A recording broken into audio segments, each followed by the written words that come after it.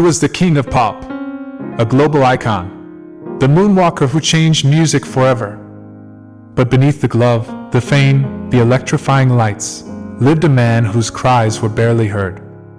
When most children were learning how to play, Michael was learning how to perform, how to impress, how to smile on command. When I was little, I would cry from loneliness.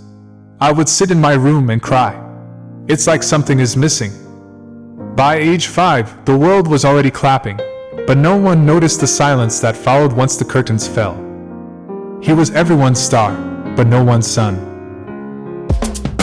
A childhood marked by trauma. Michael's journey began in a world where discipline often crossed the line into cruelty. From a young age, he faced physical and emotional pressure at the hands of his father, Joseph Jackson. What may have appeared to outsiders as strict parenting in pursuit of musical excellence was, in truth, a source of deep emotional scars for young Michael. He once described rehearsals as drill sessions, where mistakes were met not with encouragement, but with punishment. This childhood trauma planted the seeds of lifelong insecurities and a relentless need to prove himself, on stage and in life. As fame grew, so did the prison of perfection. Every move watched, every word twisted. Michael once whispered, "The bigger the star, the bigger the target." And he was the brightest star of all. He built Neverland not to escape adulthood, but to return to the childhood he never truly had. In his words, "I am Peter Pan in my heart." But what happens when a soul gives everything and still feels empty? What happens when the world sings your songs, but never hears your cries?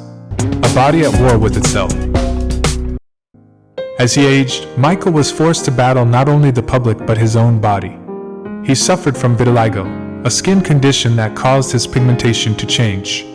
He also struggled with lupus, an autoimmune disease, and chronic pain that followed him through the years. The world speculated endlessly about his appearance, unaware or unwilling to understand the complex medical conditions he silently endured. In the midst of mocking headlines and wild rumors, Michael had to manage not only the pain of his body, but the pain of being misunderstood. Fame gave him the stage, but also the storm. And the world that once cheered, slowly turned into a courtroom of judgment. The lies run sprints, but the truth runs marathons. What they didn't understand, they destroyed. They mocked his changing appearance. The crushing weight of fame. While millions adored him, fame became a golden cage. Every move he made was watched, every word dissected, every mistake magnified. The pressure to maintain an image, to be Michael Jackson, rather than simply Michael, was overwhelming. He was a global icon, but he was also a man struggling with anxiety, insomnia, and profound loneliness. He once said, "The bigger the star, the bigger the target." Michael Jackson lived that truth every day. Behind the masks and surgery rumors was a man so deeply affected by trauma. But Michael wasn't sure he had either. The world accused. He endured. He stayed silent, not because he had no defense, but because his soul had grown weary of proving itself. "I'm just like anyone. I cut and I bleed, and I embarrass easily."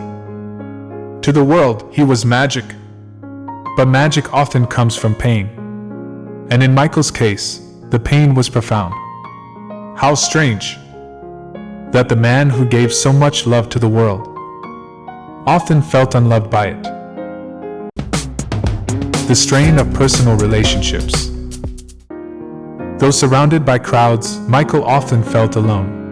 His personal relationships were tumultuous, strained by his fame, his past trauma, and the fortress he built around himself for protection. His marriages, though passionate and hopeful, were short-lived. Many of his friendships, too, faltered under the weight of expectation, betrayal, or miscommunication. Despite his enormous heart and generosity, Michael longed for simple, genuine connection, something the world often denied him. He once whispered to a child in pain, "Don't be scared. I'm here with you." But no one stood beside him when he was scared. He didn't just write about healing the world, he tried to do it every day. He gave the world his voice, his heart, his light. And though the world often failed to return that love, he gave it anyway. He spent his life under the spotlight. But it was only when that light dimmed forever that the world began to truly see him. In death, people heard the echoes of his pain, felt the weight of the masks he wore, and realized they hadn't listened when it mattered most. This wasn't just the story of a star. It was the journey of a soul that danced through pain and tried to heal the world with every breath. Michael's voice still echoes in the silence we now feel. His dream of a better world, where every child is safe, every person is seen, and every heart dares to love, didn't die with him. If his pain teaches us anything, let it be this: listen, understand, love, before it's too late. Share this message. Let's heal what he tried to heal. Let's be what he tried to be.